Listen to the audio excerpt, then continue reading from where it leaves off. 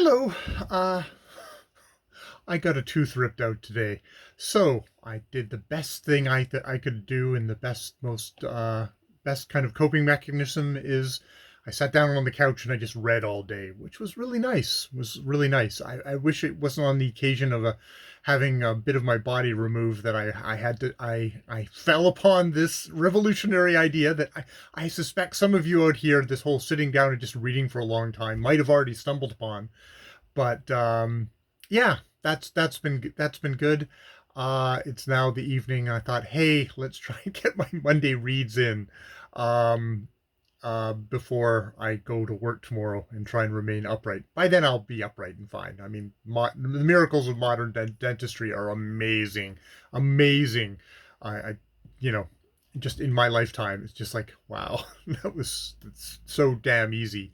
Uh, yeah. So that said, hey, I just did the philosophy of reading book tag.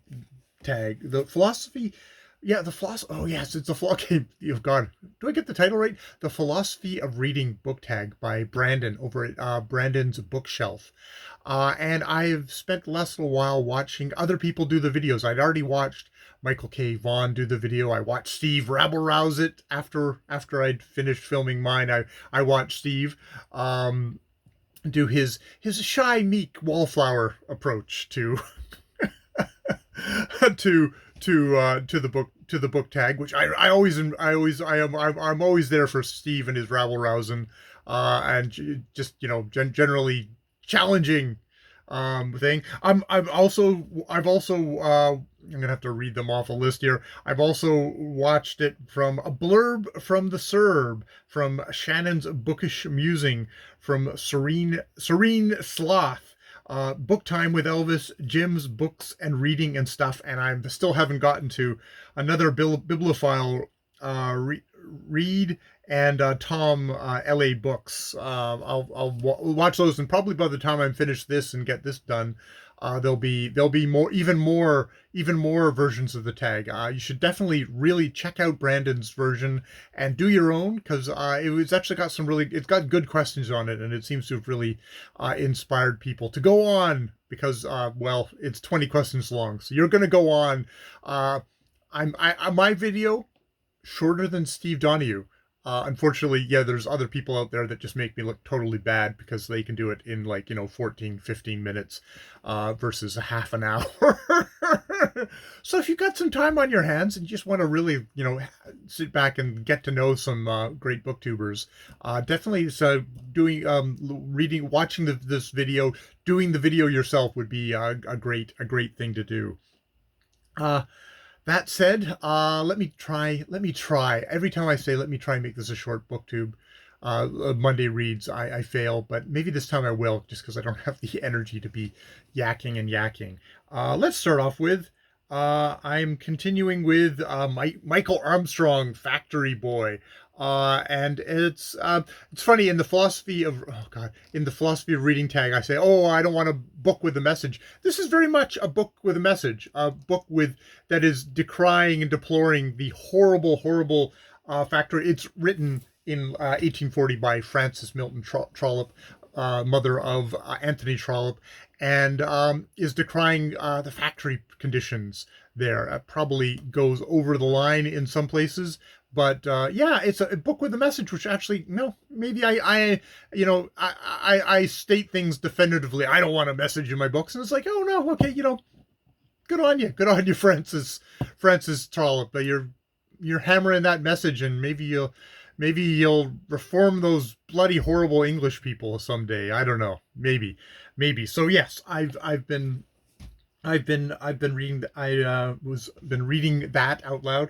I listened to The Break by Katherena. I think I actually talked about this before. Yeah, I did already talk about this before. You see, this is where you get the tiredness and me just flipping and stuff. But a really amazing, heartbreaking book about kind of Indigenous people in Winnipeg, and horrible assault that happens, and the ramifications and the sisters and all that. But I will skip on, because I think I already kind of did that one already. I not to get any more Happy. I listened to All Our Relations, Finding the Path Forward by journalist and author Tanya Talaga, part of the CBC Massey Lectures. At least that's how it's published up here in Canada. The Massey Lectures are, you get really amazing people to give kind of a long form essays, and I mean, this was like, I listened to this as well, her reading it, and it was like, was it her? It was 5 hours, 5 hours plus of her talking about the alarming rate of suicide amongst Indigenous youth in. Yes, 2018 kind of lecture on alarming suicide rates amongst Indigenous youth in Canada and around the world, where there is actually, she does a good job of showing how the structures, the treatment of Indigenous people by the powers, by my government, by other people's governments, the U.S. government, Norway, Brazil, are remarkably similar and have produced remarkably similar effects on the health and the ability of Native peoples to actually be able to kind of thrive in the world. She is very much a journalist, and this is hard and thick with facts, which, I mean, is what's necessary. I know that for myself, there's an overarching kind of message message that comes from, you get from this book. That is what I'm probably going to hold on to far more than individual statistics, just to say that and I don't know, that whole subtitle, finding our, what was it, it's called, it's that finding the path forward. It's a path that you can see that it's major fundamental change that is going to have to happen. And it's interesting, this kind of ties in with the next book that I'll probably talk about, but just that, unfortunately, how things are set up at the moment, have been set up, seems to definitely be designed to try and exterminate these people, or to so neglect them, so devalue them as to blot them out of existence. And that's not going to happen, as one of her sections at the very end is called. It's like, we're still here, we are here, and we're not going anywhere, basically, that being the message. So yeah, that was as properly as it should be. It was a really tough listen, but also really important one. The book that actually kind of ties in with that is A Life on Our Planet, My Witness Statement and Vision for the Future by David Attenborough, which I believe is also a part of his, he's a broadcaster, great, of kind of nature programs. And this is connected to a nature program. I have not seen that. I've only listened to the book. And he is someone's hacking up the fur ball. He is in his 90s, and the first part of this is basically saying, hey, since I was born till right now, how much have we destroyed of our planet? How much are how much are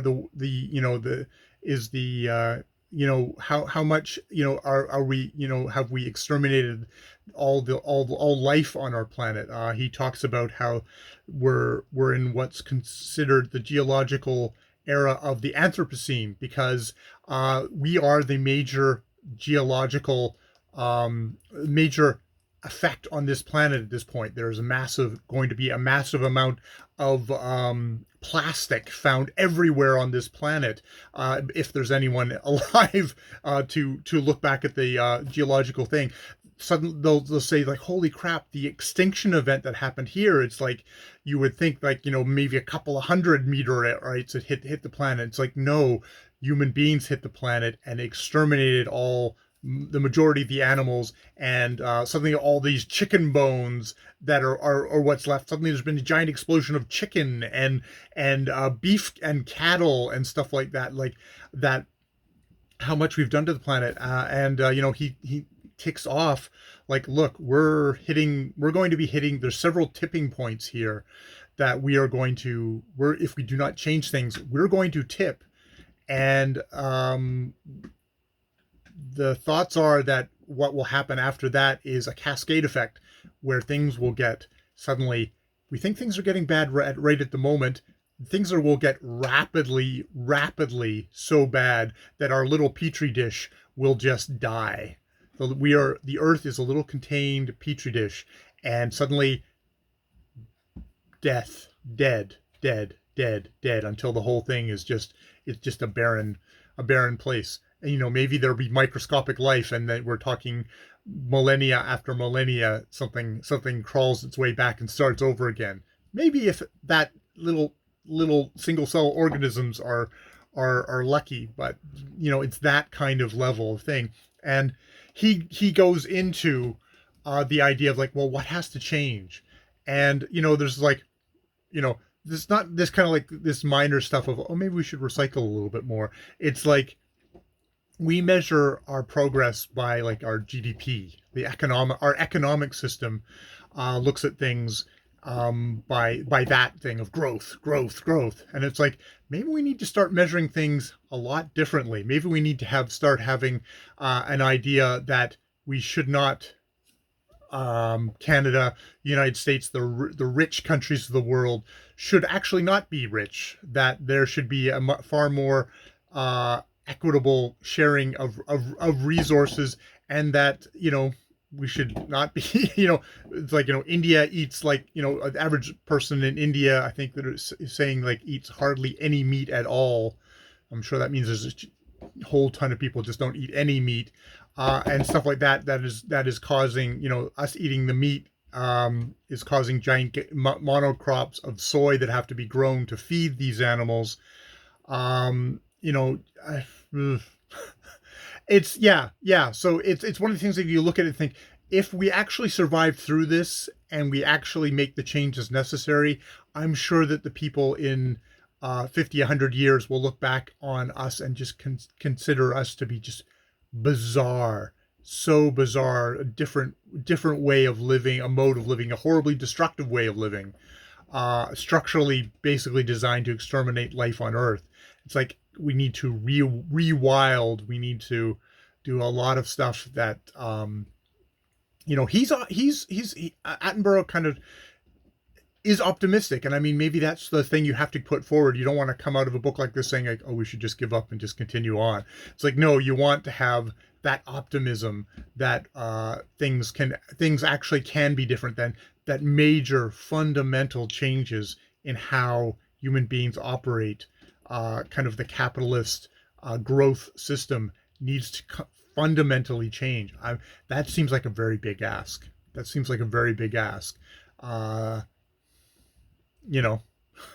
are the chances that we're going to have that fundamental of a shift? And how bad things have to get for us to do that? And by that point, would it be just too late? So, I hope so. That, or I wished I was 90 so that, I'd be dead in a couple of years, because man, you really get the sense that the shit is going to hit the fan if it hasn't already started to. So yeah. A life on our planet. I am continuing with On the Cusp of Contact with Sean. Did another couple more essays, Gender, Space, and Race and Colonization of British Columbia. Really interesting essay on a woman of mixed descent, Sophie Morveau, a one-eyed, eye patch wearing badass who managed to kind of carve a very unconventional life for herself, which is a great thing to have in a kind of a history book where you do have people, everyone gets slotted in and kind of gets pushed along. It's like, no, there's actually individual agency going on as well.